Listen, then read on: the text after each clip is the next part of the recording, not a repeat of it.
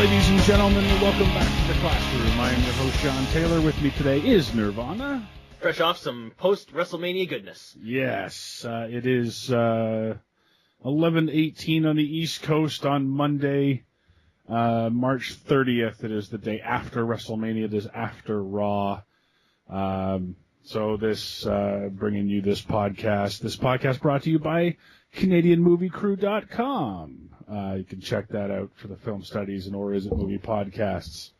Or is it going to be featuring Elektra this week, actually? So that should be fun. Jennifer Gardner. I managed to avoid that one and was grateful for doing it when I heard the reviews. I remember giving Ultraviolet a chance when it came out, and I think that was when I gave up on superhero movies for that decade. Coming soon. So yeah, we just passed WrestleMania, and so let's talk about WrestleMania as it was. Now, did you catch the pre-show? I did. Managed to catch both matches. I muted pretty much the rest of it, but... Yeah, that's what you need to do with a pre-show. Yeah, so started off with the fatal four-way match for the WWE Tag Team titles. Before we get into that, did you watch the Hall of Fame? Totally forgot about the Hall of Fame. Yes, I also did get a chance to catch that, and an enjoyable ceremony it was. It was a long ceremony. It was. They really need to give these people time. Well, on that note, I would like to go on record criticizing the WWE Network for the fact that they still haven't figured out how the fast-forwarding options at the bottom of the screen are supposed to work a la Netflix. There was a number of times I would pause the show, go to restart it, and try to fast-forward, and it would automatically kick me to the live feed. Oh, yeah? It actually spoiled the main event for WrestleMania as a result of that. Oh. Not the entire thing, but I literally said, oh, that's wrong. Pressed the button, and I heard Lillian Garcia say, Seth Rollins is cashing in Money in the Bank, and was like, fuck! You might as well just start watching from there. Well, and when you consider that last year The Undertaker got spoiled for me, I'm really getting sick of this crap. Yeah, really, that's two in a row that you got spoiled. Yeah, and the big ones, too. But anyway, yeah, watch most of the Hall of Fame introduction speeches. I guess the one that stood out for me that I at least enjoyed the most was the Bushwhackers. Bushwhackers, hands down, had the best speech of the night. But I want Butch to be my grandfather. I was surprised that Bushwhacker Luke, actually, if I've got them correctly, yeah, was the most coherent of the two. I remembered growing up with watching these guys on WWF, and I always got the impression that Butch was the one that was the more coherent talker. And, you know, his age and what he's gone through notwithstanding, Luke was surprisingly coherent. Well, I knew they were both good talkers. I didn't realize that Butch was on crutches. That came as a surprise. I ended up looking that up, and I don't remember what it was the condition. I know he had broken his neck at one point, but there was he had his hip replaced. That's what it was. Like his whole hip had to be replaced back in, I think it was 2012, and he's still his mobility isn't what it used to be. So definitely speech of the night. I thought Alundra Blaze actually held herself really well. She held herself well. Again, she went long. Yes. Well, that's a common theme. Yeah, and that really goes for everybody. I mean, I realize this is their time, and they're getting inducted into the Hall of Fame. However, the inductors do not need to take that long. Well, and I hope that this Hall of Fame is a lesson to all other future inductees to have a prepared speech. Because trying to listen to Larry Zbyszko, I felt bad for the guy and was hoping they would pull a Kane on him this year. I saw I never experienced his work in the ring, so I wasn't familiar with his history, but I saw the vignettes, and he just came off as a person who just had charisma leaking off of the guy. So I was actually really looking forward to what he would have to say. And man, if he didn't fall on his face from kind of day one. Larry Zbyszko, he talks very slowly, almost putting Shatner to shame. And when you go on for 30, I'm like, shut the hell up. Jesus Christ. Most of the people in the arena don't know who you are. Yeah, exactly. Okay? And I'm sorry. And I'm sorry that happens. I'm legitimately sorry that's the case. But, yeah, move on. No, overall it was fine. I really, the Warrior Award thing, I give Dana a lot of credit. It's almost a year to the date that her husband died. Yes. Yes. And then she comes out and she makes, again, a long speech. But, I mean... That one you can understand. That one I can kind of forgive. Yes. Daniel Bryan then comes out, and then he brings out the father. I'm like, wow, they need 3 people? I was kind of surprised by that decision to have a 3-person induction, if you know what I mean. I do. Daniel Bryan kind of became the face of Connor after WrestleMania last year and his subsequent passing. Yeah. So it kind of made sense. I would have preferred if they brought them out at the same time. That's exactly what I was thinking. And let Bryan do, the opening 5 minutes and then let the father take over for 5 or 10 minutes kind of thing. I agree. I don't think it needed to be 3 separate introductions. Yeah. But and I've only watched the full, last couple Hall of Fames. When did they move it from a proper hall to the hockey rink? Oh, a while. That needs to end. Yeah. Well, that was... you know what? Last night was a lot better than it has been in recent years. It wasn't hijacked as badly as it used to be. No. Chris Jericho was ranting about it on Twitter. He made some comments about people have to show some effing respect or something along those lines. And I tend to agree with him, and I don't know why it has to be I know why it has to be. It's because it's a moneymaker for WWE. Yeah. But it shouldn't be. It should be a more intimate affair for the people getting inducted. But and I agree. I just think that like I said, I think this one was a lot better than a lot of them have been in the past. So, I also managed to almost forget that Lanny Poffo was the genius. But man, the moment he opened his mouth, did my childhood come rushing back and slap me in the face. Yeah. Although, and I knew he was going to go. I thought he really kind of went into business. Well, I don't know if he went into business for himself, but I think he kept it more professional than I expected. There's that. The rhyming thing was always kind of a bit of his shtick, so I was willing to let that go. I thought that was okay. And an interesting little homage to your history. I get that.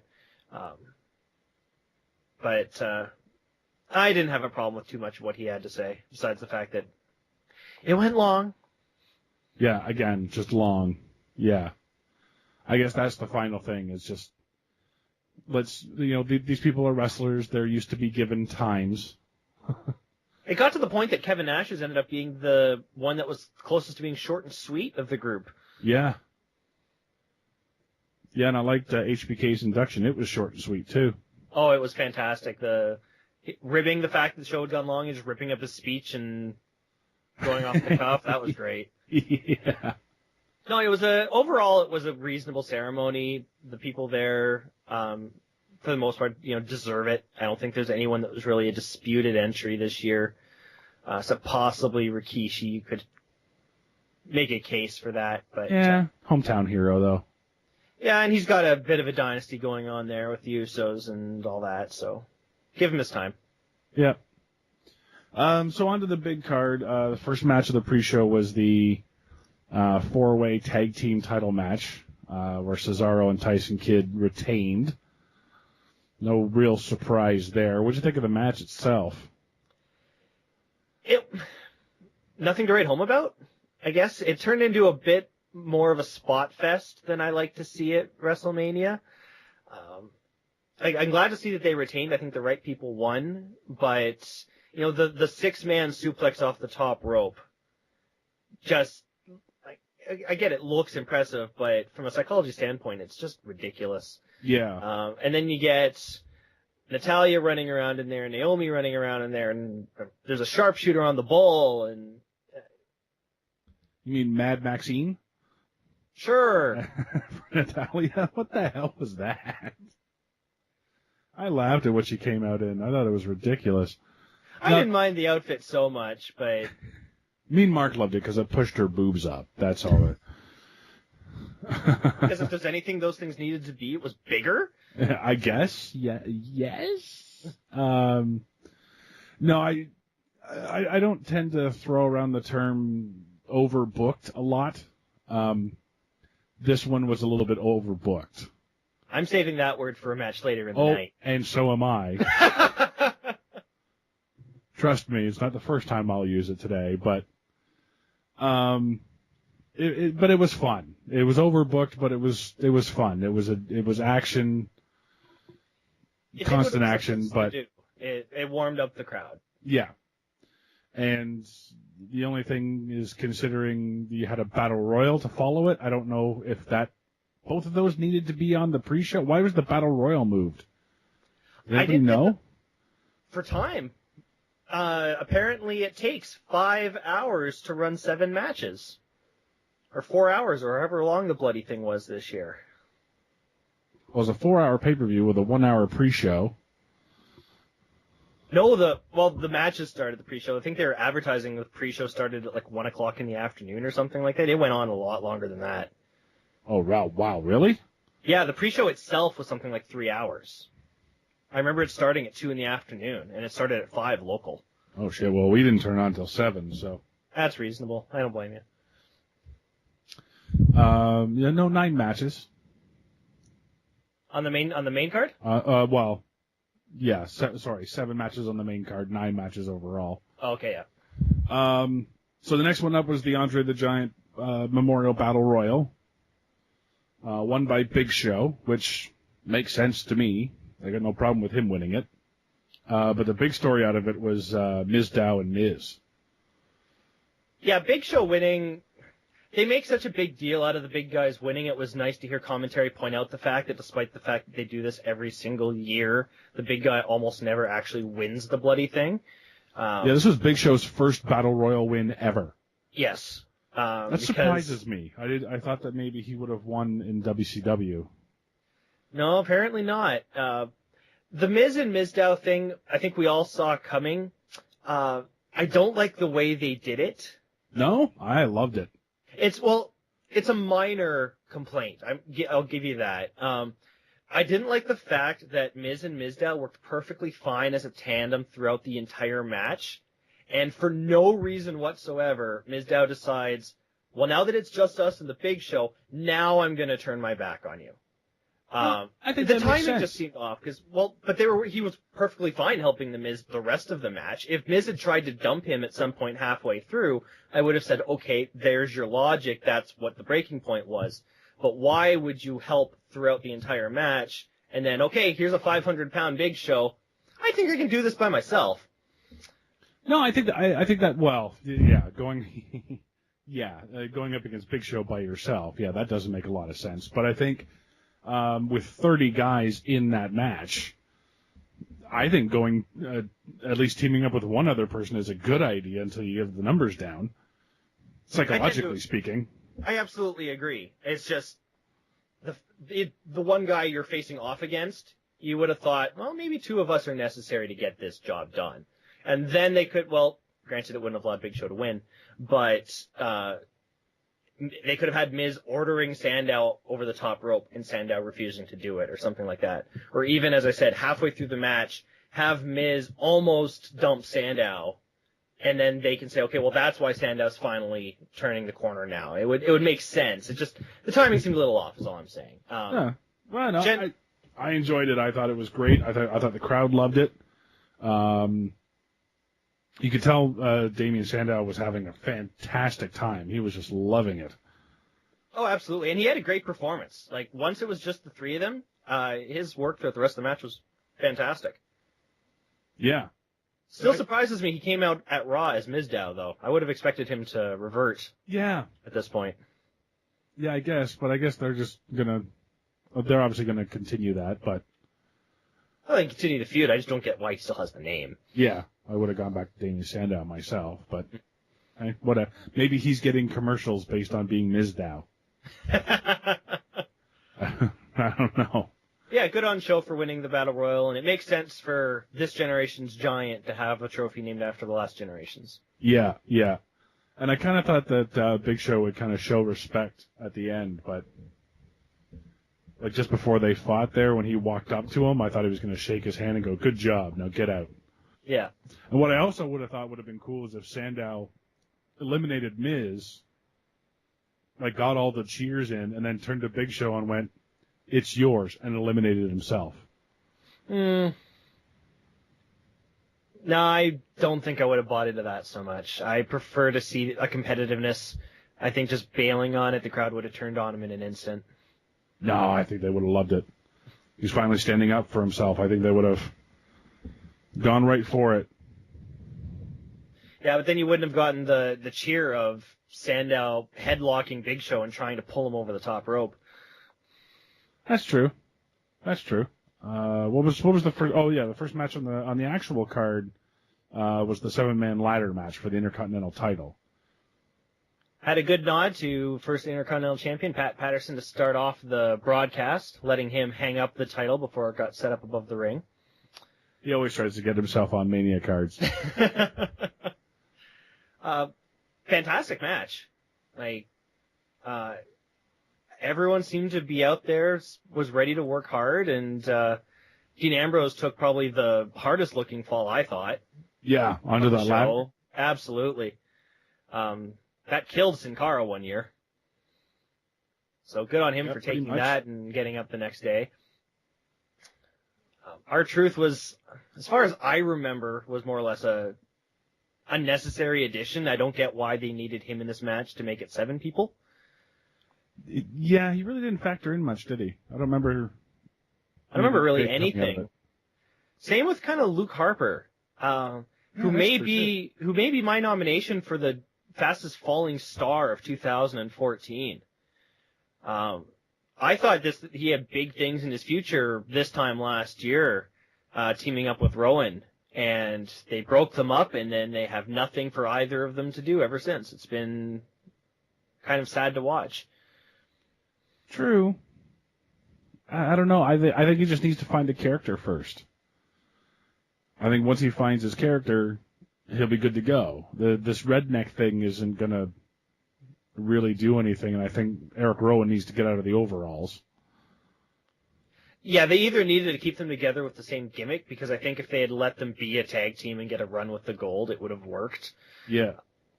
But splitting them up and still having them dress in the Wyatt garb, they're just being weighed down by their past. They need to do something different. Let them reboot. Yeah. And then, really, the 3 big names out of this were Ziggler, Bryan, and Barrett. Barrett, who seemed to have a bullhammer for every occasion at one point. Just everyone took a shot of that elbow. And Ziggler with the fastest ladder climb in WWE history. Oh, my God.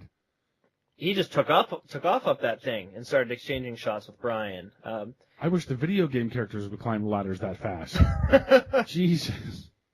The old SmackDown and Raw video games, you'd be like, oh my God, you'd be pressing the button, and oh my God, go, go, go, and they're slowly climbing up the cage or the ladder. I was going to say, the ladder I can give a bit more leeway to. The cage is what pisses me off.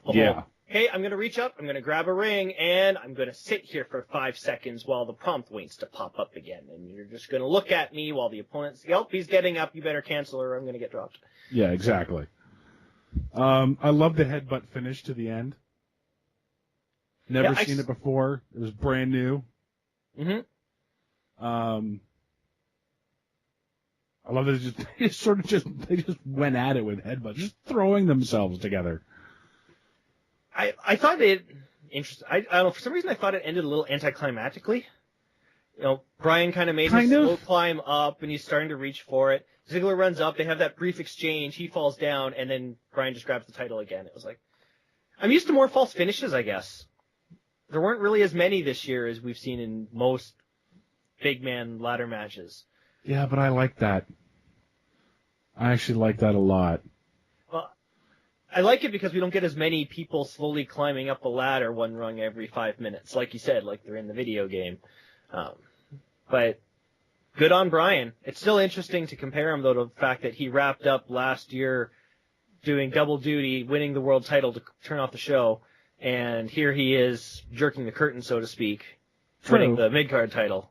But if WWE is serious about pushing the Intercontinental title, as the rumor mill has been indicating they are, I think he's the perfect person to do it, because the crowd will get behind him and they'll care. Yeah, plus he carries the pedigree of being a good wrestler. Mm-hmm. As well. So, yeah, I can appreciate that. Moving on, we had Orton versus Rollins. A pretty standard match. Standard match. They brought a little bit extra. It's very hard to see a Randy Orton match these days where you don't feel like you've seen everything he has to bring. Rollins has a speed and an energy to him that I thought brought Randy out a little bit more. I thought it was an energetic match. I was surprised that Orton won, to be honest. But when he did, I kind of got the feeling that it was coming later, yeah. It was leading to the cash-in, because WWE, for whatever reason, loves their Money in the Bank guys to lose before winning the big one. So, well, it just puts them, and the match was on early enough in the card. Now, this was the second match in, and by the end of this match, it was less than half an hour in. Yeah, so we're still about 2.5 hours from when he'd be needed out next. Yeah, exactly. The timing on this was, because we kept looking at the clock going, there's still 2.5 hours left. What? There's 2.5 hours for 3 matches. What could they possibly have? They must be adding some, and they eventually, yeah, they did. Apparently they needed the time to finish editing the Triple H intro. Yeah, that one was next. Wow. Let's talk the Sting one first. He came out first in what I thought was a really odd choice. I loved it. I really did. When has Sting has ever had anything to do with Kabuki? And I get that. Maybe I'm just a fanboy for it. I just like the style and the sound of it, and I thought it just played really well on the arena and on television. So I get it was off from his character, but I actually really just enjoyed it for what it was. Yeah, I guess. I mean, it was neat.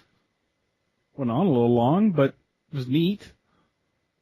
I liked the one guy who refused to put on the makeup. You noticed that too? Huh? Oh yeah. No. I'm older. I'm in charge. You fuck off with your makeup. No way. It's a little thing called dignity, people. Yeah, yeah. I think you have to play those drums with your legs 17 feet apart. I think that's a requirement to play those drums. Okay. And then I'd heard about this Terminator entrance. Was this not underwhelming to you at all? I hadn't heard about it coming into it. Okay. So when they first started doing the first-person computer targeting thing, I didn't know what to make of it. It seemed really odd and out of place. Yeah. And then you kind of start hearing the music and you start seeing the statues come up. It's like, okay, great. I love the Terminator movies as much as the next guy. And so initially, I'm kind of marking out a bit for it. Yeah. Okay, this is really cool look to it. And then it hits me about halfway through the entrance. I'm like, we're seeing the most expensive marketing ploy for a movie attached to a wrestling entrance in the history of WWE. Well, we've had giant entrances before. I mean, he had a Conan the Barbarian kind of entrance before. Well, they do, but it's usually not tied directly into a property coming out in the next 3 months. Well, that's true. And seeing especially Arnold Schwarzenegger with the makeup and all that, it was neat. at first, but it's really not going to work in subsequent viewings, I think. I have to say, I did like the targeting thing. I liked that whole setup. When it ended up just being the Terminator statues and him in that headdress / arm thing, I was like, what, did you spend money somewhere else? I thought the Terminator skulls on the ropes were kind of cool. Yeah, it was cool. I don't know, as compared to previous Triple H entrances, it looked kind of cheap. It probably didn't help, and this is a common theme also running throughout the pay-per-view. It really didn't help that the entrance was done in the middle of the day. Well, there's that too, but then that thing would have looked so much cooler 2 hours later. That was forced based on where they were. Oh, I know. But that's part of the issue. I also think that, and I know it would have been expensive, it would have looked a lot better if the robots had been moving. Not necessarily walking around, but at least like have their heads moving or their arms or something so they didn't look quite as statuesque. But yeah, it really looked like they had like I said it during the show. It looked like they played supermarket sweep in the Terminator warehouse. And they had like a minute to pull. Okay, I'll take this, I'll take this, I'll take this, and this, and this, and we'll use this somehow. Okay, done. And slide it into the checkout, and then okay. Yeah, definitely a very odd choice. Yeah, it was. I don't know. It looked weak to me. I guess there was that big stage too. Yeah. And that was another thing, is the WrestleMania set was underwhelming as well. I mean, I know WrestleMania is not about the set, but I mean, for the last little while, like, there's been a big deal made out of sets, and they've had great sets. This year, not so much. You know what I mean? Yeah, I would agree. After the big one in New York, and then the one with the WrestleMania 30 logo, it shouldn't be about the sets, but WWE has made it about the sets. Because they're the ones that have made the big deal out of it. They're the ones that give you all the behind the scenes of how it was made and how it was designed. They do a big unveiling, usually on YouTube. So it definitely wasn't what we've become accustomed to. It was a very straightforward, simple entrance that, 10 years ago probably would have been perfectly fine, but we've come to expect more. Yeah, exactly. And then, which almost is a perfect way to sum up the match if you think about it. Well, that's exactly how I wanted to sort of get into that, because Triple H Sting, okay, Sting is older. He's not, a spring chicken. Triple H is a part-timer, but obviously still in great shape. Both in great shape, I should say. I kind of expected this match to be legit instead of turning it into a farce? Family Guy episode? I think everything about this match went ahead the complete opposite of what I expected it to. Yeah. I wasn't expecting a miracle from these two, knowing their ages, knowing the history. I expected something more interesting than this. First of all, the Scorpion Deathlock that Sting uses is essentially just a sharpshooter, right? Basically. Okay. People give shit to The Rock for having a terrible-looking sharpshooter. Sting makes The Rock look like fucking Bret Hart. Yeah. He doesn't sit down. I don't even think Triple H's body was straight at any point. It looked almost like he was curled the wrong direction as to keep the pressure off his stomach. It was awful. Yeah, I don't know if that Sting's. He used to sit down. Back in the day, I remember him sitting down. Not a whole lot, though. I mean, he didn't do it all the time, but wow, But then you had, and Triple H calls out DX? What? Okay, really? This is where I'm going to differ a bit. I didn't mind the addition of the NWO and DX in this one. From seeing what Sting and Triple H had put on by themselves, this thing could have turned into a stinker if it allowed to go on just the two of them. And I would go so far as to say that this is one of the rare instances where a match has been saved by overbooking. Oh, I don't know about that. I mean, it was fun. I'll give it that. Like, it was fun to see NWO and DX finally, one-on-one, or not one-on-one, but finally face-to-face. But at this point, it's been, 15 years? Yep. About that. Kind of a little bit too late.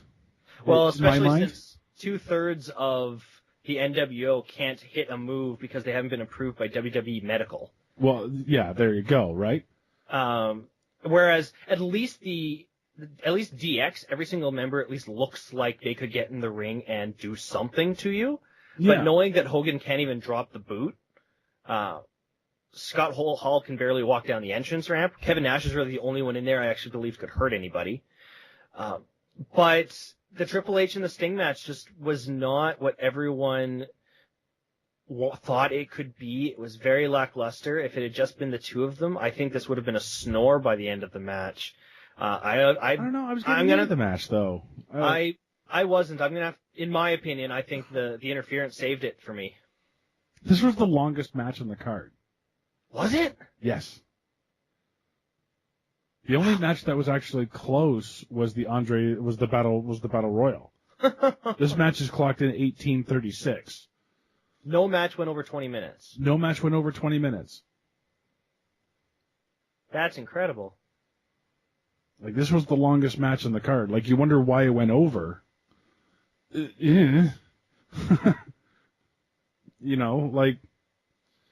I was expecting the baseball bat versus the sledgehammer. And I thought that was a neat effect. It was. And that worked. That's actually part of it that worked. Triple H had the sledgehammer, Scott Hall slides in the bat. That works. I get that. Ending, though? But Triple H winning that match, I was like, what?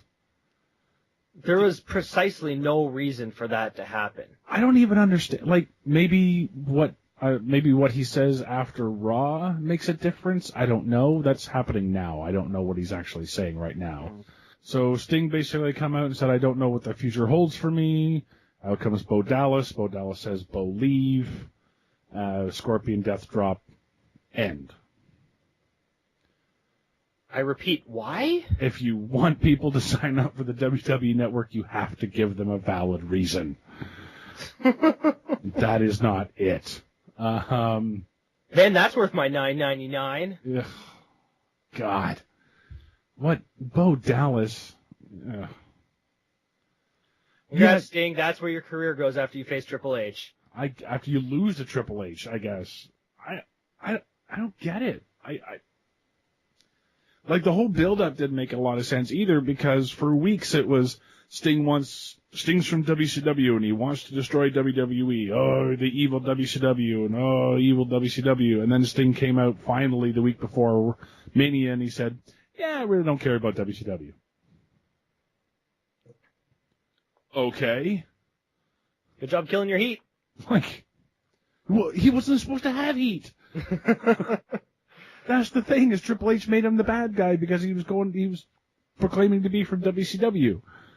You mean if one guy does all the talking for 6 weeks and the other guy doesn't show up on Raw, it might not balance out on the scales? In this case, I mean, Shawn Michaels carried Taker to a great series of matches, but I don't know. No, there was no reason for the match to end the way it did. There's no advantage for Triple H having won this.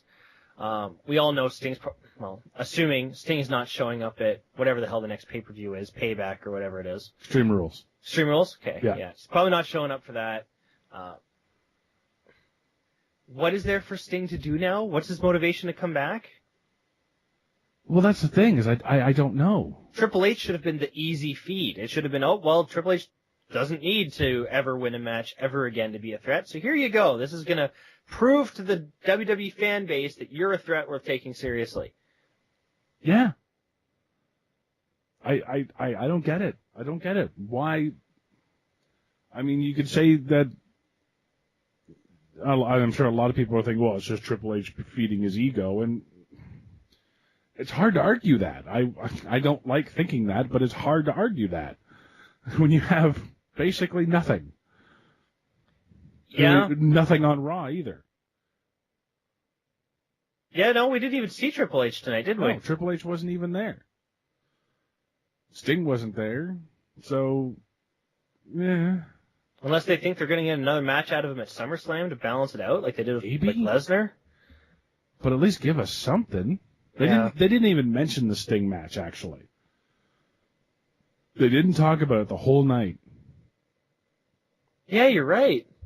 Steph didn't even get a chance to say anything about it. She was just too busy with Lesnar. Yeah. So, I don't know. Maybe next week or maybe on Triple H's YouTube sit-down interview. I don't know. But we'll have to see where that goes. I really think they should have given us something tonight to follow up on it. Absolutely, I would agree. Then the next match was what? Rusev Cena? No, the next match was Paige and AJ Lee versus the Bella Twins. Right. And then Rusev Cena? Now. This was actually... I know. Hashtag give Divas a chance. Uh-huh. Absolutely. This was actually a really good Divas match. Granted, we're working with the bar that's been set over the last 10 years. But they were actually given some time, and I thought all four of them did a really good job with the time they were given. So 7 minutes. It's more than they've gotten historically. Oh, that's very true. Including the Battle Royal. Yeah. So I think, this was an example of them being told that this is your chance to go out and actually wrestle. We don't need you to go out there and hair pull. We don't need you to dance around Kid Rock. Show us what you can do. And, good on them for making use of the time they were given. I hope we see more of it. They told an interesting story with AJ continually getting knocked off the ring. Which is something they continued at Raw, which I'm sure we'll talk about later. But they flipped it around. It was Paige getting the hit over and over again. Okay. All right. Someone wasn't paying attention to the Divas match. No, I really, really wasn't. I'm sorry. Hashtag give Divas a chance. I'm sorry, but... What kind of professional standards are you holding us to here? I can only do so much. So then it was Cena Rusev. Rusev had a pretty impressive entrance. That was entrance of the night, hands down. I thought so. That was incredible. It's a close call, but I'll get to that. Yeah. But by that point in the night, without a doubt. Oh, by that point, absolutely. No, I thought they did a really good job, and it was surprisingly respectful. The Tank might have been a little on the nose, though it was awesome. A little on the nose, yeah. Yeah, slightly. But, the soldiers marching in lockstep behind Lana with the flag extended and all that. Like I said, surprisingly respectful. Yeah. Good to see it. But then to the opposite side, Cena's, again, underwhelming. Rah, rah, America. Well, he didn't even have an American flag. Yeah, which is a little unusual after the video package that they granted him. Thank you. Yeah. You show all these great speeches from presidents and American leaders and civil rights leaders and all these great Americans, and then you just come out with a blue shirt. Okay. I did like the Lana trying to throw her shoe. I got a laugh when John Cena turned to the ref and went, she threw her shoe to the ref, and the ref's like, ooh. I kind of wished he had almost gone full Austin Powers on that and just been like, who does that? Yeah. The match in general was okay. Didn't really blow me away. No. Maybe because we happened to see them face off at the pay-per-view before at Fastlane. Probably I think I would have put it as my most disappointing match of the main card. Really? I think so. You go through the match of the list, the Intercontinental match, the Divas match, Sting and Triple H, like I said, I give a pass because of the spectacle of it all. See, that would probably get mine. And that's fair. I see where you're coming from there. 'Cause that was the one that was really overbooked for me. Yeah. And I've already explained my reasons why I preferred it that way. So that's kind of where it balances out for me. I just thought that this felt like it could have been any Raw match. And while I don't think Cena needed the win here, and I still would have preferred that Rusev go over, it does not surprise me that we have a new United States champion. It's my belief that Rusev needed to lose. Did he need to lose to John Cena? No. Agreed. But I think Rusev needed to lose, and WrestleMania was the perfect place to do it. His winning streak at this point can only be an albatross going forward, hanging around his neck, and is John Cena the best U.S. champion? No. But are there worse? Probably. I'm looking at Jack Swagger, Adam Rose, Curtis Axel. Well, come on, Axelmania, man. Oh, God. That was funny when he got eliminated, I have to say. 63 days and counting in the Royal Rumble. Yeah, now he's finally been eliminated. Now he's going to, what, Extreme Rules? Yeah. Okay. So it was a nice touch when he tore the shirt open tonight, though. He needs to change his last name to Morella if he's going to continue this gimmick. He's obviously the replacement. Yep. No, Cena Rusev was fine for me. Obviously, Lana's injured to do the movie. That's right. She's filming something. I Yeah. completely forgot about that. So part of me was kind of waiting for her to show up during Russo's match today. It's going to be in, Pitch Perfect, too. Well, it's that she's already in, but... Yeah, I'm probably still not seeing that. Yeah. Film Studies is doing it. I'm not doing it, but Film Studies is doing it. You've relegated Mark to that one? No, I think Tex and Ella are going to do that one together, right. So... Yeah, Tex and Ella are going to go see Pitch Perfect. Mark and I are going to go see Poltergeist that week. Ah, yes. So good split double bill there. The one thing that surprises me a bit, and I guess I should no longer be surprised by any reaction John Cena gets by the crowd, is that even when being put in the most possible advantageous position, he still can't seem to get the crowd on his side. Yeah. You would think Raw America against the evil Russian would have been enough to finally convince portions of the crowd that maybe this is the guy we finally need to be cheering from and not the guy from Moscow. Yeah. But at least for one match. Yeah. Still not enough, though. Still not enough, and Raw proved it. So then we took time out from the matches. Is this when the concert happened? I don't know. I left I went for a piss. This was when Lilia Garcia introduces the Triple H and Stephanie McMahon combo, who are coming out to brag to us about how awesome they are. And how we are all their little bitches. Yes. And then, as a surprise, out comes Rock.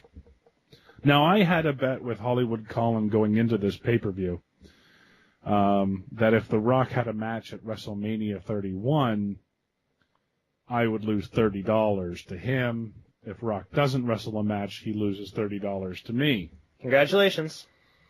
Yeah, well, I kind of sweat my balls off during this whole promo. Because it almost sounded like it was going to happen. So they announced the attendance record. I think the Hall of Fame the Hall of Fame had already happened by now. And so Stephanie smacks The Rock, and he says, "You won't hit a woman." And then Rock goes out and gets Ronda Rousey sitting at ringside and brings her in. Now, that was a little long. Yeah, it took him a bit to draw her in. He didn't need to take 4 minutes or however long it was from getting out of the ring, looking around, walking around the ring, looking around, walking a bit farther, looking around, and then peering into the crowd while the camera didn't know if they were actually supposed to pan over yet. And I wish they hadn't shown Ronda in the crowd about an hour before. I think they needed to, because most people would have had no idea who she was otherwise. I would have been confused as hell. So part of me was kind of glad that they had introduced her beforehand. Really? You wouldn't know Ronda Rousey if you saw her? I had never heard her name until that night. Really? Yeah. You didn't see the 14-second fight she had 2 weeks ago? Clearly not. Oh, my God. It was on UFC, right? Yeah. Well, my name's not Mark, so I didn't watch it. Well, I'm not a big UFC fan, but I saw it. That's how I saw the replay. I didn't see the actual card, but I was gonna say I'll try to YouTube it later, but no, I had missed it, so I had no idea who she was. So that was one of the few times where I was kind of grateful for the 10-second flyby of who was at ringside. Because oh, okay, I get it now. This makes sense. Okay, well that makes sense then. Yeah, and then they have a little Triple H. Rock goes after Triple H, and Ronda Rousey arm bars Stephanie McMahon a couple of times, and then that ends the whole thing. I wish she had done more. Me too, actually. That confrontation needed at least a good right hand to really. She also threw a hip toss, didn't she? Yeah. She hit Stephanie with a hip toss. Yeah, I think that needed a good Luthez press, or at least a good right hand knocking her out of the ring. Something to really put an exclamation mark on. At least a slap. I would have been happy with a slap. No, you're not getting a UFC championship fighter with a slap. It would have been a nice right hand. Well, yeah, but it's also at WrestleMania. Yeah, I don't think she would have gone that way, but I thought she acquitted herself well in the ring. She certainly has an intimidating presence to her. She didn't oversell it, as some people tend to do when they actually get in the ring. Yeah, Seth Green. Yeah, exactly. Yeah. She just kind of stood there and looked like someone who, if you said something wrong, would just beat the shit out of you. Yeah. And that could have been Stephanie or The Rock or Triple H, either one of them. And I loved Rock's line. Sorry, Steph, I don't mean to interrupt, but that face means you're about 6 seconds from getting your ass whipped, or whatever he said. Yeah, well, then he made the line about reaching down her throat, pulling out her insides, and then skip roping with her ovarian tubes, I think it was, or fallopian tubes. Yeah. That was great. I know some people really hate The Rock's infantile sense of humor, but I still get a kick out of it. I thought that was a great line. No, I love it when The Rock shows up, and this was an enjoyable segment, especially after another promo of the Authority bragging about everything. I'm like, okay, well, who's coming out? So the question is, this is the second time we've seen The Rock and Triple H kind of come to a crossroads. Yes. After the Royal Rumble, when The Rock interfered in the Rumble itself, and then tonight. So one does have to look at that and think that there is an intended payoff down the road here. Wouldn't you? Let's put it this way. I didn't make any bets with Hollywood Colin for next year's Mania. Yeah, all right. I don't know. You would think, but yes. I would imagine so. There has to be something going on here. Like, they're not going to do these. No, I say they won't, but I should say I would hope they won't have all these little tidbits in a row kind of thing and not have a payoff at the end of the day. Yeah, I don't know. Are we begging for another Rock Triple H match? Well, it prevents them from wrestling the new guys. I guess. We could have Rock Cena 3. No. Well, they do want to sell out. They do want to get 100,000 in next year's Mania in Dallas. So they will. I have no doubt in my mind, whatever the card is, they will manage to pack that arena. I think they need to pull out all the stops. I think they will. I don't think they have to. WrestleMania has that name brand that if there's tickets available, they will get people that will fly out to go see that. Yeah, true. Though I do remember watching the show last night, and they would occasionally have the camera angle from like top of third deck. And I turned to my girlfriend and just be like, why would you go to a show and sit that far up? Like, personally, like, I get, Mania atmosphere, yeah, but you can't see what's going on. Yeah. And if I wanted to watch WrestleMania on a big screen, I'd sit at fucking home. Yeah, that's what I do too. Yeah, that's why I didn't go to Mania at 18. Because I know guys that sat in the nosebleeds. And the Sky Dome, it is closer, or the Rogers Center now, I guess it is, but... Sky Dome isn't Levi Stadium, though. That's very true. It's a baseball stadium, not a football stadium. Yeah. And no, the Toronto Argonauts don't count. Nobody said they did. Yeah, so that was fun. I enjoyed it.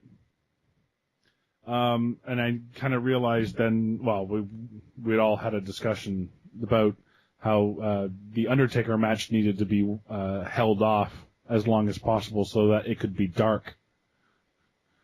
And it still wasn't anywhere near dark enough. Still really wasn't, but it was the best they could do. Mm-hmm. You heard about Bray Wyatt getting injured. I did. He hit it very well, I thought. I had no idea during the entrance of the match that he had been hurt. Yeah, I guess he was limping and in a cast up until basically the time that the match started. Yeah, good on him. So he hit it perfectly. Match itself, I really enjoyed it, to be honest with you. Yeah, this was pretty much what I expected. It was what I expected. It was what I wanted. And it didn't need to be more than this. Taker winning was not a surprise. No. Going back to the entrances, the Scarecrows were a little tacky, but at least it did something different. I disagree. I like the Scarecrows. I thought them dancing behind him was a little... No, I kind of liked it because he's been talking about how he's the new face of fear and he's the new, dark side or whatever. I thought it added to that. The only thing I would have done is have the Scarecrows line up and wait for Undertaker to come out, and as he passed them, they die again. That would have been cool. That's what I said. Yeah. You know what I mean? But the interesting thing I thought about the Undertaker's entrance, because there was really nothing special about his intro in particular. Go back and watch Wyatt when Taker's coming down and the camera flashes back to Wyatt. Because prior to that, he was very much in character. But when he's doing nothing but watching Taker come down to ring, he's Michael McGillicuddy. And I don't mean that disrespectfully, but you can just look in his eyes, and he's absorbing it. He's in awe, and he's just marking out. Absolutely. He's just relishing watching Taker come down at WrestleMania. And it was a beautiful... It was kind of like when... Ambrose had Jake the Snake put the snake on him and he smiled a bit. You're like, yeah, he didn't need to do that. It broke character a bit, but you appreciate the history, what the guy's going through being in the ring with one of his mentors. Same deal here. I thought, you know what? Let him have it. I'd do the same bloody thing. So, but yeah, go back and just watch that entrance and just watch Wyatt's face when he's coming down. It's a different expression on him. I missed that. I'll have to check that out. Match was good. No, the match was fine. I like the crab walk meeting the zombie sit up. Yeah. KMA said that it should have been the other way around. I think I would have been happy with either. No, I think it went the way it needed to. I think that Wyatt was the one being the aggressor here in terms of he pursued Taker for the match. So I thought it was important that he leads, and Taker's response is, no, deal with this. Yeah. I much preferred the order they did it. Yeah, no, I agree, and I love the slow kind of drop down that Bray Wyatt did afterwards, because Crab walked over to him, and then he sat up and he's like, oh shit. And may I also say, compared to last year, especially against Brock Lesnar, Taker looks in such better shape than especially I'd say last year. He looked much better in terms of he had spent a lot more time training, I think, for this match than we saw out of the Lesnar match last year. Yeah, he really cut some weight. Yeah. He looked a lot healthier. Last year, he looked like the old man who was ready to retire. This year, I believed he could go. Yeah, I guess that's the word, is healthier. He looked healthier this year. I think that's the right word.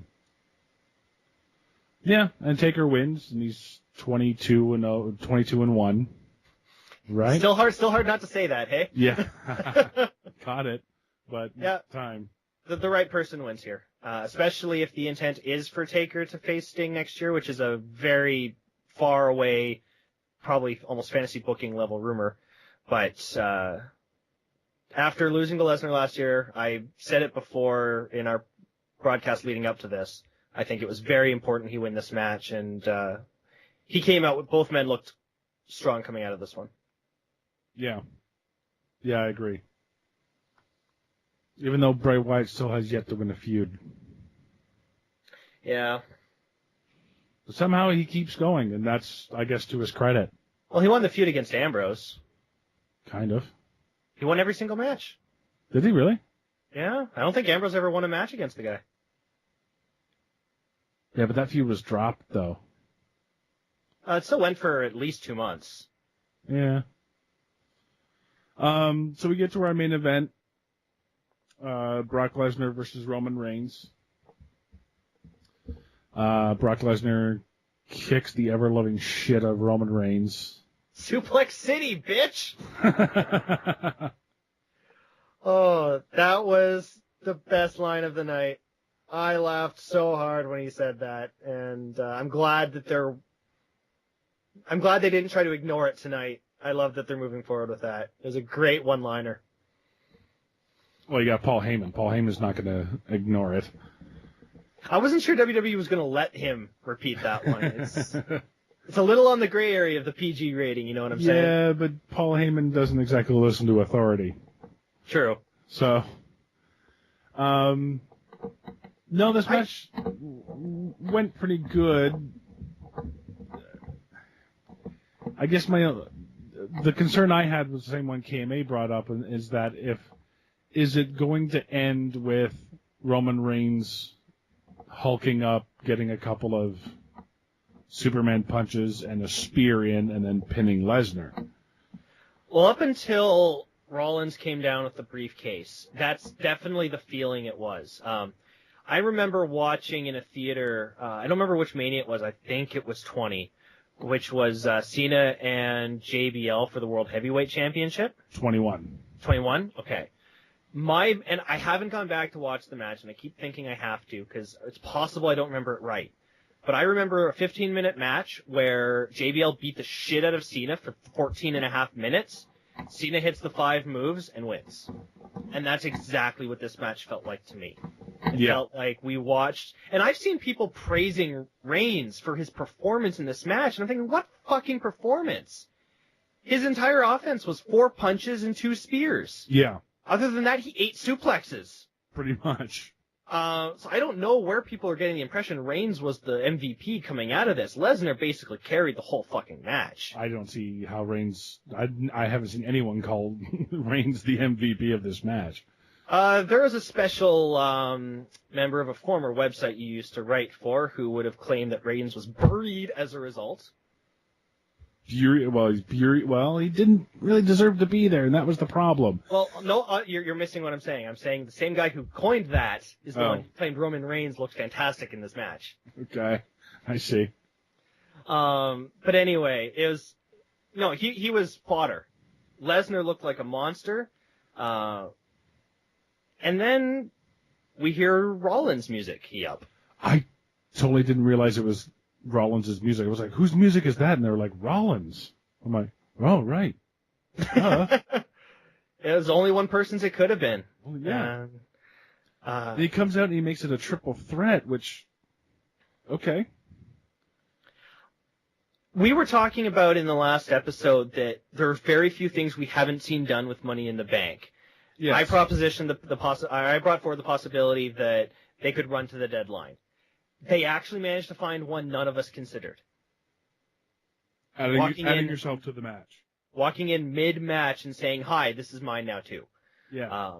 So it was a nice twist on it, and there was the logic to it. Both of them had just taken an absolute ass-kicking and looked very vulnerable. So it made perfect sense. And to me, this was the audible WWE needed to call because of the way they booked themselves in the corner. It was this or Lesnar retains. Reigns could not walk out of that arena with the belt. And that was the problem I had, is when he announced that he had re-signed, I was like, oh, that means Lesnar could retain. And I would have preferred that alternative. I see. There was 2 outcomes to this, and I didn't like either one of them. One was Reigns being champion, because I don't think he's ready, and Lesnar retaining the championship and still being part-time, which I get. You know, it makes the heavyweight championship a special attraction, but it's been a special attraction now for almost a year, and I absolutely agree. I think people are starting to forget about the world title. I don't think people are starting to forget about it, but I agree with you that the special attraction has worn off.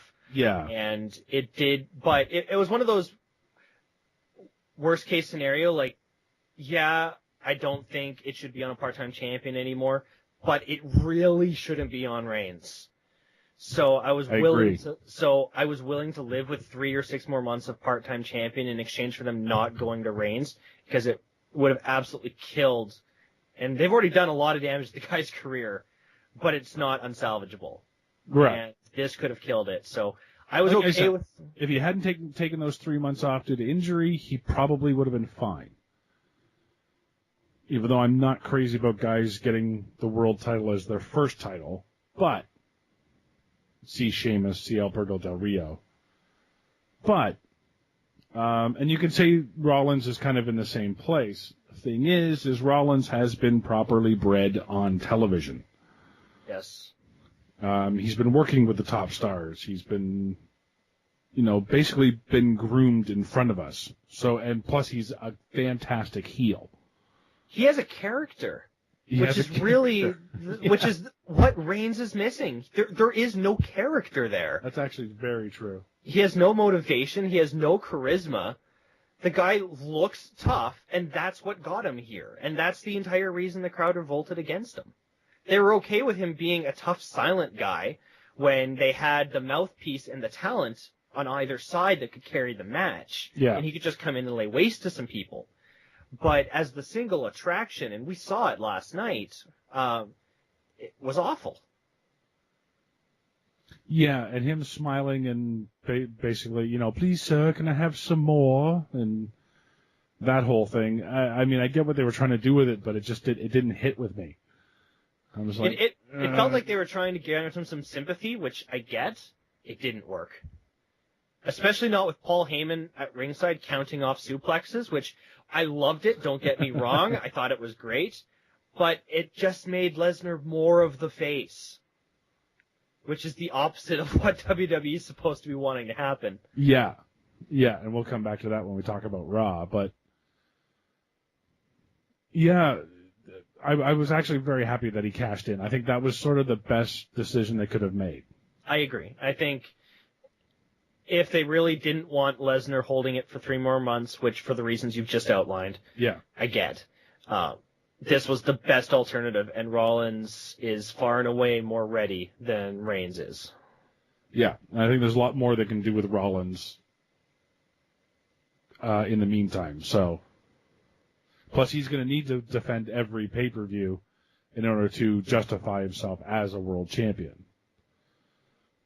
Because right now he's kind of that Ziggler world champion where, yeah, he is, but yeah, he doesn't feel like a champion to me yet.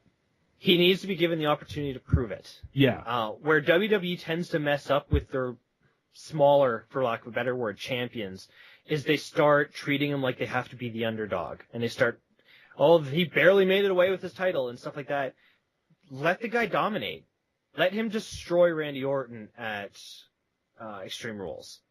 With a heel, I think they can play the chicken shit heel, and that's fine. JBL did that to wonderful success. You can, but when it actually comes down to the match itself, you need to show you can go. True. And I think the Royal Rumble proved that for Rollins. Mm-hmm. He really was the MVP of that match. So I have no problem with Rollins being the champion at this point. Absolutely not. The question for me is going to be if he can evolve the character now that he already has the belt. The one trap I could see him walking into is the Alberto Del Rio factor, where he is his one-liner, and he doesn't know what to do with it once he achieves the gold.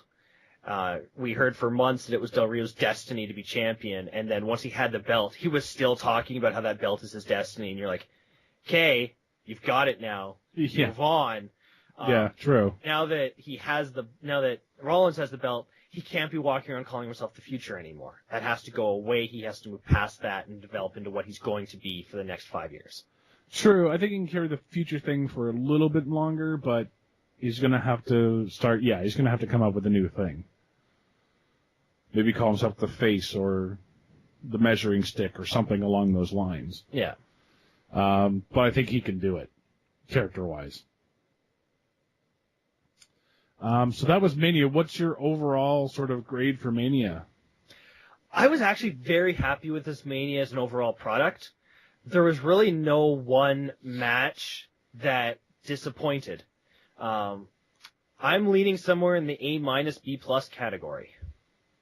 Okay. The Triple H Sting thing really kind of sat oddly in my stomach. Now, I also had 3 giant beef burgers, thanks to Mrs. KMA as well, sitting there as well. I'm going to give it probably a B. Triple H beating Sting really stuck with me. And I don't think the ladder match was fun, but there's no match of the night for me. You know what I mean? Okay. I don't think any of these matches are going to be considered match of the year. That's fair. And I don't see any big WrestleMania moments either. And I'm sorry, but I don't see Rock and Ronda Rousey being a WrestleMania moment either. You can call it a WrestleMania. WWE will obviously call it a WrestleMania moment, but when The Rock basically comes out and says this is going to be the best WrestleMania moment of the night during the show. That is a phrase that needs to stop being used in live broadcasts. It is a phrase that needs to stop being used leading up to it. It needs to stop being manufactured. Yes. It needs to happen naturally. That's what a true WrestleMania moment is. Yes. It has I don't think I can actually say it any better than that. Stop trying to tell us this is a WrestleMania moment, that is a WrestleMania moment, this is going to be. No, it's not. Let history decide what the WrestleMania moment is going to be. Yeah. Edge spearing Mick Foley through a flaming table. Yeah. Legit. Rock Hogan. Legit. Yeah. Shawn Michaels coming on the zip line. Yeah. Those are all. But don't try to force it down our craw while the event is in progress. Let it marinate. Especially when the event is in progress. Yes. Let it marinate. Let it sit. Let us enjoy it and think about it 12 months from now and think, do we still remember that moment actually happening? Do you think we're still going to be talking about The Rock and Ronda Rousey 12 months from now? Probably. I'm not so sure. Unless that amounts to something and we see Ronda doing something in WWE at some point. Yeah. Well, I don't know that we are. She's in the new Fast 7 movie with Rock, so that's why they did it. There's the bit I was missing. She has a big fight with Michelle Rodriguez, apparently, according to the advertisements. Which is funny because I just finished Fast 5 and she just died. That doesn't stop Michelle Rodriguez. No. She came back in Resident Evil. She can do it in Fast 5. Oh, that's true. But no, there's only 2 WrestleMania moments from last year that I remember, and that's Daniel Bryan winning the title and Hogan, Rock, and Austin in the ring at the beginning. Lesnar pinning Taker doesn't make it for you? Oh, and Lesnar pinning Taker. Dude. Sorry. Did you see that guy, the black guy's face was on a sign? No, I didn't. His face, it was just a smiling face, so it must have been taken from after WrestleMania last year when he got all that publicity. Yeah. But it was just a big blown-up picture of his face smiling. I did laugh during the Cena-Rusev match. I noticed a sign in the back left that said Edmonton supports Rusev. There you go. I didn't know you went to Mania. A little bit of hometown representation going on there. But yeah, that was Mania. I probably wouldn't rank it too far up in my favorites. It is getting great reviews all over the place. Some people saying 8.5 out of 10, 10 out of 10, 9 out of 10. Those are a little high. Those are a little high for me, but I'd settle on a firm B+ for me. I think it's one of the better ones we've seen in recent years, which is maybe a reason for the higher grades because people have come out of the last probably 3 years with kind of a shoulder shrugging, Cena Rock 1 and 2 and a lackluster Triple H Lesnar match. So I think part of it is just grading on the bell curve, but I thought this one was really good for what it was. I think this one was the best one since the one with Triple H and Undertaker Hell in a Cell. Or was it Hell in a Cell? That would have been number 2, the second match where Shawn was special guest. Yeah. Yeah, and we forgot to mention Shawn Michaels came back during that Sting match too and super kicked Sting. Which I'll admit I marked for. That was nice. Yeah. Yeah, yeah. See, I also expected Scott Hall and Kevin Nash to kind of turn on Sting. Well, someone made the mention of that. I remember seeing in the comments somewhere where they were asking if maybe that wasn't maybe that wasn't WCW Sting, maybe that was NWO Sting, and that's why they were supporting him. Because I guess Sting joined the NWO at some point. I don't know. He did, yeah. So later. Everyone joined the NWO at some point. But that was so bizarre too, because in all of the video packages leading up and touting Sting, one of the things the WWE kept saying is that he was one of the diehards that stood up against the NWO. And then the NWO comes out to help him. Yeah. Yes, I know he joined the NWO later on, but, It was just the mechanism to get the NWO and DX facing off. I guess. How else do you justify that at this point? Yeah, exactly. So we'll touch on Raw a little bit. What were the big things coming out of Raw? Obviously, Lesnar F5ing Michael Cole, which I kind of marked for. Was Lesnar on TV? I never would have noticed. Yeah, Lesnar was suspended and fined indefinitely. And I want to mention that Lesnar was suspended for attacking the broadcast team, because I think it's important that we all know that Lesnar was suspended for attacking the broadcast team, because the broadcast team was taken completely out by Brock Lesnar, which led to his suspension. But what did they do with Lesnar on TV? They suspended him. For what? For attacking the broadcast team. And what are they going to do about it? They suspended him. Okay, that's enough. That got a little annoying all the way through Raw. Yes, we know he suspended. In the middle of the main event, Jerry Lawler was like, in case you just tuned in, why would you have just tuned in? But if in case you just tuned in, Brock Lesnar's been suspended. Yes, we know. I was about to bring that up because I loved. He was like, in case there's people out there that don't know why we're out here at commentary. Yeah. Like, are you joking? We're in the last 8 minutes of Raw, and you think there's people just tuning in now who haven't watched the rest of the show? Maybe it's for all those people who saw Curtis Axel and changed the channel. Yeah. Which is a pretty weak gimmick to me. It's like, don't change the channel. You have to tell somebody not to change the channel when you're in the ring. Really? Okay. It was amusing to watch Lesnar when he came out to the ring and the crowd starts chanting Suplex City. You could see he kind of broke character briefly, and he was just laughing. He just enjoyed it. He was a face tonight, was he not? Oh, absolutely. 100%. That's what he is now. There's just no other way around it. Yeah. You do not F5 Michael Cole and not come out of that the babyface. I don't know. They brought out Brian Saxton after that, and if he's going to be the replacement, I'm all for bringing back Michael Cole. That was god-awful. Oh, my God. He does SmackDown? Really? I kind of looked over at the girlfriend and just was like, I could do a better job on commentary than this guy. Oh, like, it's amazing. And he called, I think the most glaring omission was when he called Stardust Goldust. Yeah. But he would just go silent for 30 seconds at a time. I've never actually heard a commentator being produced before. When he first got out there, it's almost like I could hear him being produced. Like he would say something, pause, as if he was listening to what he was being told to say, and then he would say something. We've often heard that Raw commentary is a different beast because of the level of talking in your ear that you get, and that sounds like a perfect example of someone who they should have just told him to call the match. And left it at that, and maybe give him the opening line for the segment when they come back from commercial.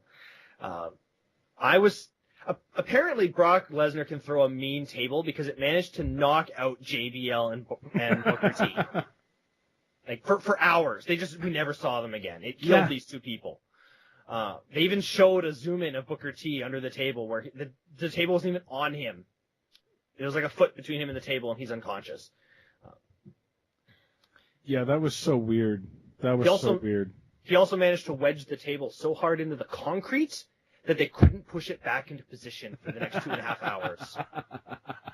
Yeah, I had to wonder why that match was happening as the third match of the night. I thought they were going to go ahead with it because it is the post-Mania Raw. It would be a big deal to see Lesnar on TV. It surprised me if they would be willing to burn one of those appearances on Raw, but he just signed a contract. Maybe they got that as a stipulation. Who knows? Well, it's a 3-year contract, so they have a lot of appearances left. Assuming so, yeah. So they could have got away with it. And I thought, okay, well, it makes sense. And then, yeah, as soon as Rollins kind of came out without any argument or complaint, you knew something was up. And I think this was as good a way to write Lesnar off TV as they could find. So I don't really have a problem with the way they did it. Yeah, I wish they'd have waited a week, though. I don't think so, because Lesnar isn't the kind of guy to wait a week. Well, that's true. It makes perfect sense for his character to charge out there and be like, no, I wasn't pinned. I'm ready to kick someone's ass. Let's do it. Yeah. So I thought it worked perfectly for the character. The question is now, of course, how long are they going to wait before they bring him back for that rematch? SummerSlam. Think that far ahead? Yeah. 6 months? SummerSlam. This reeked to me of, let's get Lesnar... let's have a reason for Lesnar to be off TV for a while. That's why he was suspended indefinitely. Now, the only question becomes, how do they bring him back? Because it's Stephanie McMahon who suspended him. Maybe Paul Lesnar threatens to break Edge's neck unless Stephanie reinstates Brock Lesnar. Paul Lesnar? Paul Heyman, whatever. Okay. Maybe. I don't know. Maybe Seth Rollins turns on the Authority, and out of revenge, they pulled Brock Lesnar out. They'd have to be careful about that while keeping Rollins the heel. True. But yeah, I could see that. Or Heyman did make a lot of noise about legal action against WWE. True. It's possible that, 3 months from now, the Authority finds themselves getting served. Which, God knows, we all love to see a legal battle on television. But it is an option that I could very well see WWE going for. Especially if the lawyer has a Russian Texas accent. God, how bad was that? Oh, I try not to think about that segment. That was horrendous. But we did get a couple of big debuts tonight. The Lucha Dragons came out. I guess they've been brought up to the main roster now.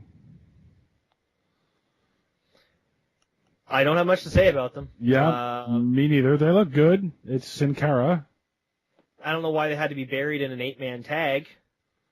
Like, did we need the Ascension and New Day out there, or did we need, couldn't it just been a tag match? No, we needed them for the crowd to chant "New Day sucks." Apparently. The crowd was pretty ruckus tonight. I have to give them that. For no good reason, though, in my opinion. In a couple of cases. Just the overall tone of the show, nothing about this felt like a big post-Mania Raw that WWE likes to treat them like. No. The last few years, they've made a big deal of this show, and usually we've seen something that's warranted that. This time, it seemed like they were relying on the crowd to carry the show. And the crowd got bored and started doing their own thing about 2/3 of the way through. Nothing about this match was special, in my opinion. Or about the show was special. No. I mean, you had the return of Shane. Well, you had Daniel Bryan versus Dolph Ziggler, which is the match everyone wants to see. Well, and it was, hands down, the best match of the night. Oh, yeah. That's unquestionable. And then Bryan won that one, right? Oh, yes. Actually got the win. Uh-huh. And then Barrett comes in, and Sheamus comes in with a mohawk. Welcome to 1993. Okay, you're the new Red Rooster. Okay, gotcha. Partial credit to KMA for that one, but okay. That was awful. I appreciate the fact that he came back as a heel. Yes. I agree. My God, that look. It's like, well, hey, everyone's got to change their look every once in a while. Okay. Willing to go with it. Loved the "you look stupid" chants. Yep. I think that was funny. Then he just grabs the mic and says, "I'm back." Yeah, we noticed that, but thank you. Yeah, we know that. I thought he was going to say something about the chants, which would have been a great opportunity to even make yourself more of a heel, but that's me. Well, and I'm looking forward to that explanation. Who took him out? We're going to get an explanation. Who took him out? What was the reason he was gone? I couldn't tell you. He's been gone that long, so... Was he in the Rumble? No, he wasn't in the Rumble because they were talking about him possibly coming back for the Rumble. Yeah. I'm trying to even think back to what the last feud was that I remember seeing him in. Sheamus was written on television when he was attacked by Rusev and Mark Henry. Yeah, so can't wait to hear the explanation for this one. Yeah. Yeah. Clearly Dolph Ziggler needed to pay for that. And Daniel Bryan. And Wade Barrett. No, Wade Barrett bailed. Oh, did he bail? Yeah, they've announced for SmackDown they're doing Barrett and Sheamus versus Ziggler and Bryan. Right. And the other debut was... Glad to see him as a heel, though, because as a face he was so bloody stale. Yeah, no, I agree. I think he absolutely should be heel. And there's more for him, and then there's, of course, the Daniel Bryan one, which they've wanted to do, which I don't really know why. I mean, yeah, they had a great series of matches. They're obviously not too concerned about his merchandise sales. No. But then the next big debut was Neville. I thought he was rather impressive. I like the flips in the ring. Running corner. I have a problem with unnecessary flips. And there's no reason for the flip, like just when he's somersaulting across the ring or whatever. There's no purpose there. It's not momentum. It's slower. It looks cool, sure, but it's the ultimate in meaningless. True, but this was just a debut for him, and he was facing Curtis Axel. Mm-hmm. So this was an old school superstars match for him. You know, or just it's one guy versus a jobber. Yeah. No, I thought it was a pretty cool entrance. It was just basically a showcase. It's interesting that they brought up so many NXT names. I was kind of expecting the NXT Divas to make an appearance at one point, the way things were going. I was expecting Charlotte to show up, yeah. Mind you, they did that last year with Paige, so... Dean Ambrose versus John Cena in the Open Invitational? Yeah, good match. I think it was a mistake to put Cena against Ambrose. I think it's going to be a mistake to put Cena against almost anybody. Unless this is the beginning of a heel turn for Cena. Well, I'm going to admit, I thought that's where they were going tonight. He came out with the black trunks, which is a bit of a different look. I do remember looking over, though, when I saw the new shirt and saying that belt's not going anywhere. They're not merchandising a shirt with the U.S. title on it and not keeping on him for at least the next 3 months. Oh, did the shirt have the U.S. title on it? It does. Remember how he had the old white shirt that said the champ is here and it had the spinner belt imprinted on the shirt? Yeah. Same deal. Oh, okay. So there's no way that belt's going anywhere anytime soon. But when they started wrestling and Cena started bailing from the ring, that also seemed a little odd for him to bail out and regroup like that. And they were playing with him being outside the ring more often, and it looked like he was close to getting counted out one time, and I thought they were starting to go that direction. So, of course, they didn't. And it's just that, to me, it's coming to a point where you can't ignore the audience anymore. You can't. You absolutely cannot. And if they're going to continue to be that against Cena, now, I guess it's up to the crowd. The crowd has to be against Cena that much constantly, and it may have to go on for a while. But eventually they will get the hint. They got the hint with Bryan. They got the hint with Ambrose. They got the hint with Ziggler. Like, they will listen, but you have to keep going. Like, the crowd has to want it really badly. Badly enough until the dollar figures drop out, at least. I still think that's the big problem we're going to have to overcome, is that as long as there's 8-year-olds whose parents are buying his merch. I think you could make just as many Cena Sucks t-shirts. Well, and sell just as many, if not more, because now the parents the older guys will be buying them too. Well, the NWO is a perfect example of how a heel turn can make you money. You know, for anyone that remembers the Hulk Hogan heel turn, it was the biggest thing in wrestling when it happened because he was the consummate good guy. Yeah. That's exactly what they've got with Cena. They would be insane not to take advantage of that, especially with them now kind of pushing him down to the mid-card.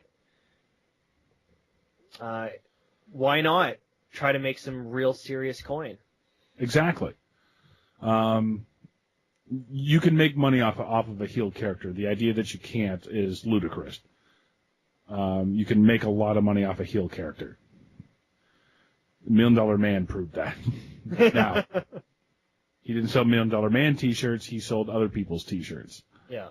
You know, like $1 Million Man is probably responsible for a lot of Hulk Hogan and Macho Man Randy Savage t-shirt sales. And I'm going to keep critiquing Cena on this for as long as we're doing these. But tonight was another night of, please stop yelling instructions when you're facing the camera. It bothers the shit out of me. And I'm not even saying like he threw out a one word. It's not like he went suplex or anything. I swear he gave 2 full sentences of instructions at one point, facing the camera.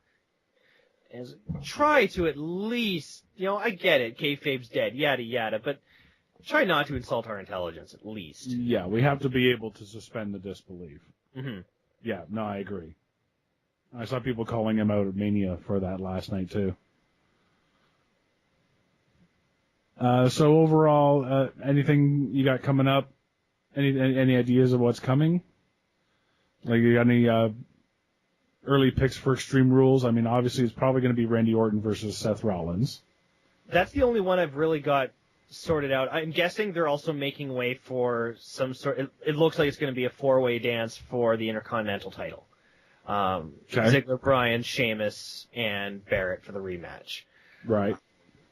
From there, looking at the Divas, that's a hard one to predict. I could see them doing AJ and Nikki since Paige got the last title shot.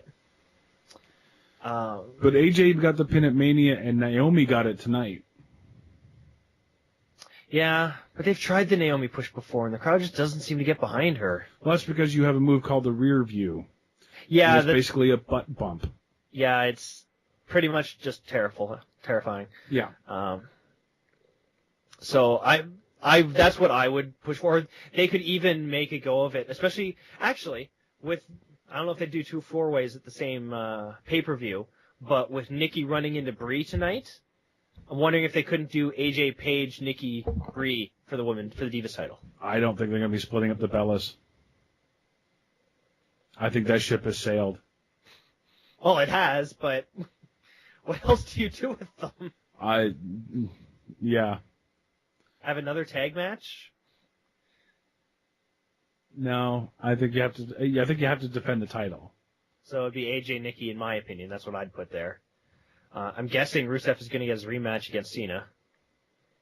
He doesn't seem to want it. Yeah, that was a little odd. He didn't address it. He didn't say anything. No vignettes. I almost think that our announcer simply made the mistake of saying, and here comes Rusev. Just not honestly knowing what's happening. Well, I think everybody expected Rusev to come out. Yeah, commentary normally doesn't call it out like that, though. Like when you have an open challenge with a guy, especially the day after you beat a guy who would obviously have a rematch clause, which I think we need to get rid of the rematch clauses myself. Because 3 people talked about rematch clauses today. Oh, they don't need to get rid of them. They need to address them right away so they don't hang over our heads for 6 months. No, just get rid of them. If you lose the title, you go back down to the bottom. But then that makes them have to make more storylines, and they can't just milk the same story for 3 months. Yeah, maybe that's the point. Now. We don't preach creativity in these parts. We don't take kindly to creativity around these here parts. And that leads directly into our main event. Yeah, well, yeah, another 6-man tag. To be honest, I was actually surprised that Roman Reigns was the third guy. I wasn't. I was calling for that the moment they said they challenged Randy Orton to find his partners. I was like, well, one of them's Reigns. I totally forgot about Roman Reigns. I made show with Rollins in the match. Yeah, no, but I totally forgot that he was even there. I totally forgot. And the music played, and I was like, wait a minute, I know that music. Who is it? And they showed Roman Reigns. I'm like, oh, yeah. Yeah, I guess that makes sense, doesn't it? Oh, well. And it ended in a schmoz. Of course. 6-man tag. And the good guys won. Yeah. And Kane took the pin. Yeah. It's a 6-man tag on Raw for a main event. Your post-Mania Raw, folks. Meh. That was my impression of the entire show. I was waiting for this big event they've been pumping up to be the last couple years, and they just straight up did not deliver. I hate to keep going back to the well, but So you're excited for next week then? That's fair. Oh, for certain things, the Intercontinental title thing, I want to see if Sting talks more. It doesn't sound like he's going to. Well, Bray clearly Wyatt he's entering isn't out tonight at all. Clearly, Sting is setting up for the Bo Dallas feud for SummerSlam. Yeah. Believe. Yeah, no appearance from Wyatt, no appearance from Taker, who apparently was in the building. He's probably still getting medical attention. No Luke Harper. No R-Truth, which is not a bad thing. Was which tag team didn't show up? The Matadors? Yeah, we didn't see Los Matadores. And we're missing one other in there, aren't we? Because the Ascension and Lucia weren't in the tag matches. Who the heck was the fourth team? Oh, the Usos we didn't see. It wasn't the Usos? Yeah, we didn't see them. Oh, right. Yeah, it was the Ascension. Mm-hmm. Well, with Jimmy being injured.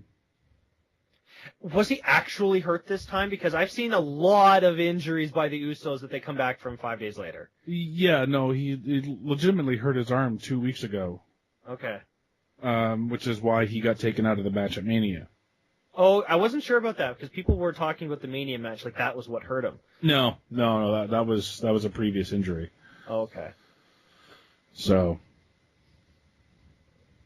I don't know why they felt the need for them to be in the match in the first place. Why didn't they pull an audible and just pull them at Mania and let a proper team take the place? Because they're the most popular tag team right now. They are. They really are. Yeah. Hands down. But I think that's why the Lucha Dragons were brought up. So Need someone to take that dive over the top rope. Pretty much. Anything else you'd add to Extreme Rules? Anything obvious that we're missing in there? Not that I can think of. It's not really a blow your socks off card just based off of what we've rambled out here. Not yet. When is it? It is April 26th, so they have a few weeks to build stuff up. So. Yeah, it's still 4 weeks away. Yeah, so. I imagine Cena will have a defense. I imagine Rollins will go against Orton. The 4-way sounds probable. Yeah. And it's all Extreme Rules, right? So. Part of me's kind of hoping that they continue with the John Cena Open Invitational. Make the United States Championship a TV championship. And just every week he defends it against somebody. That would work. Just every day a new challenger. Cross off the list. It'd go a good long way to giving the title some time on television and making it feel important again. At least until they went through the roster and Heath Slater was the only person left he hadn't defeated yet. So I think that's going to about wrap us up here for the Classroom. Thanks for joining us here on YouTube. You can obviously subscribe if you want more of this, and if you get a lot more subscribers, maybe we'll do more. Maybe. Hopefully the editing process won't be too hard or too long. That'll be easy for me. Yeah. Yeah. You're funny. Yeah, so let us know what you thought about Mania. What did you think about Raw? I guess, yeah, now there are actually comments below. Ooh, proper forums that we don't have to clear the spam filters out of? Yeah. Kind of new to this whole YouTube thing. Kind of exciting. We're really pioneers. We're breaking the mold here. Yeah. Trying this YouTube podcasting thing. And I'm sure everyone will be really, really nice in the comments, too. I look forward to it. Yeah. And also, again, please visit CanadianMovieCrew.com. A couple of great podcasts there and a lot of new ideas coming soon as well. So, Nirvana, thanks for coming out. Pleasure. And I'm Sean Taylor. Until next time, guys, class dismissed.